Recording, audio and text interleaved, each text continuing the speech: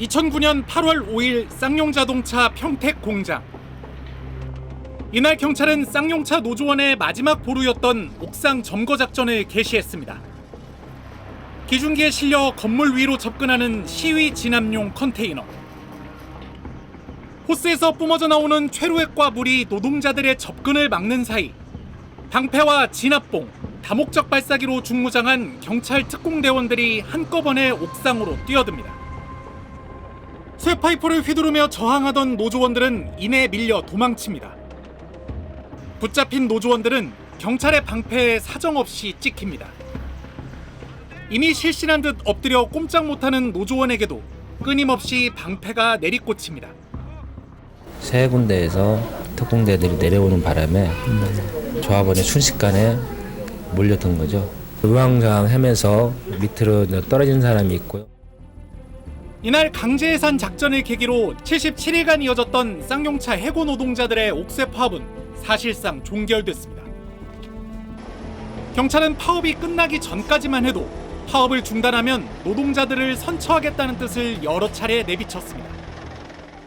비록 불법 행위를 하고 있는 사람이라고 할지라도 내일까지 자진이탈하면은 최대한 선처를 하겠다.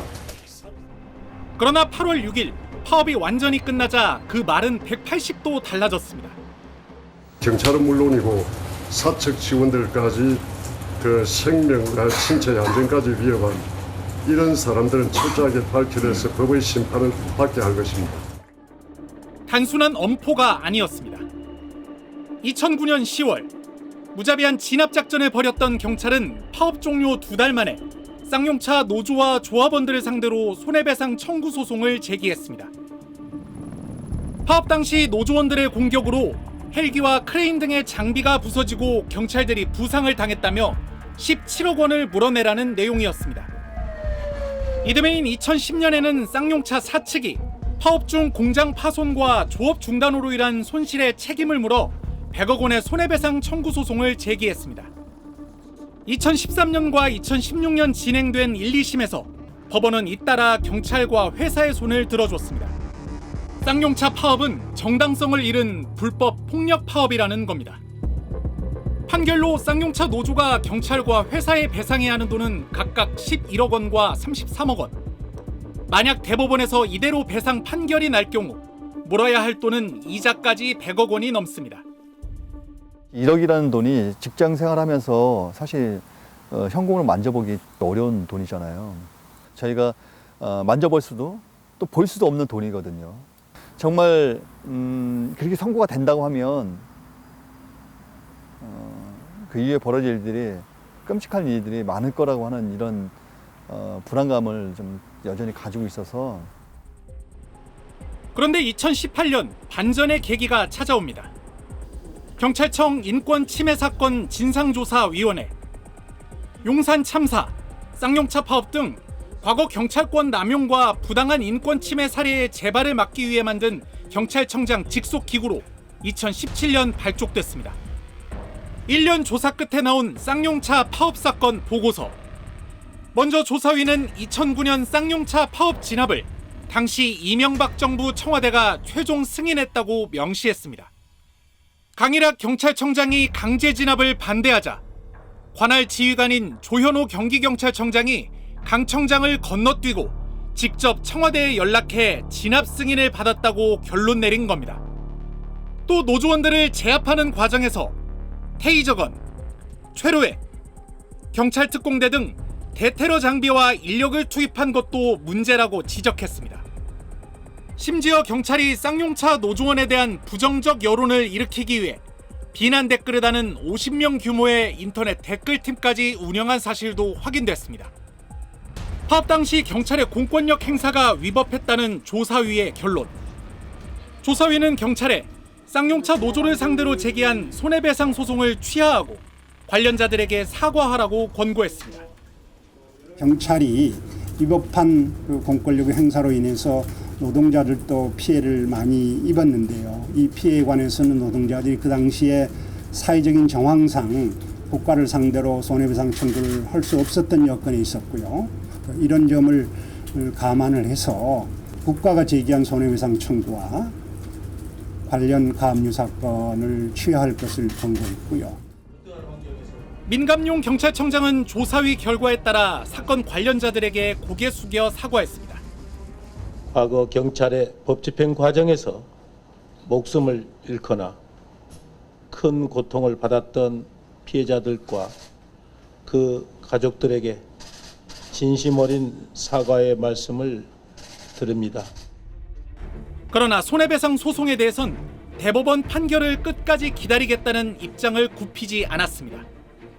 쌍용 자동차 관련 그 당시 상황 관련해서 여러 가지 불법적인 요소들이 있고 또 그에 대한 또 경찰의 대응에 있어서도 인권 침해적인 요소들이 있었기 때문에 법원에서는 그러한 점 등을 양면을 다 살펴서 거기에 맞는 그런 법적 판단을 판결을 내려주시리라고 생각을 합니다.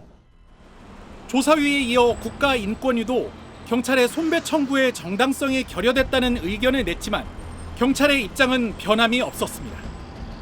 그러자 손배 소송 취하를 위해 국회가 나섰습니다. 국회는 지난 8월 여야 의원 142명 명의로 대법원에 탄원서를 제출한 데 이어 같은 달 국회의원 117명이 이름을 올린 결의안을 본회의에서 통과시켰습니다. 쌍용 자동차 사태로 인해 발생한 경찰 장비 파손 등과 관련하여 국가가 전국 금속노동조합 쌍용 자동차 지부 등에 대하여 청구한 손해배상 소송 취하 의견을 대법원에 제출하도록 촉구하고 결의안까지 통과됐지만 경찰은 이번에도 별 입장을 내지 않았습니다.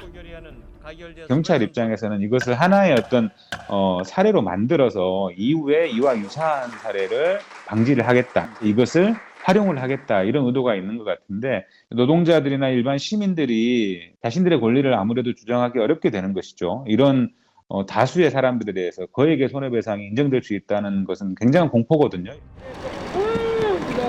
결의안과 별개로 노동자와 가족에 대한 무분별한 손배 소송을 제한하는 이른바 노란봉투 법안도 발의됐습니다.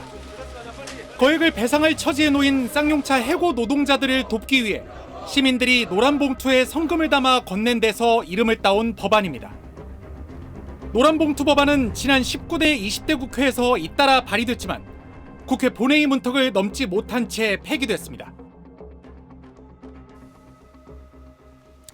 경찰 내부 조사에서도 2009년 당시 파업 진압이 너무 과했다라는 결론이 나왔고 경찰청장이 사과까지 했는데도 손해배상 소송은 취하하지 못하겠다. 참 이해가 안 가는데요. 네, 만약에 대법원에서 판결이 확정되면 116억 원이라는 돈을 노조와 조합원 103명이 나눠서 갚아야 합니다. 안 그래도 생활고에 시달리고 있는 분들에게 참 가혹한 일입니다. 결국 이 외국 기업들이 쌍용차를 인수해서 기술만 빼가고 이른바 먹튀를 한 게 근본 원인 아니겠어요?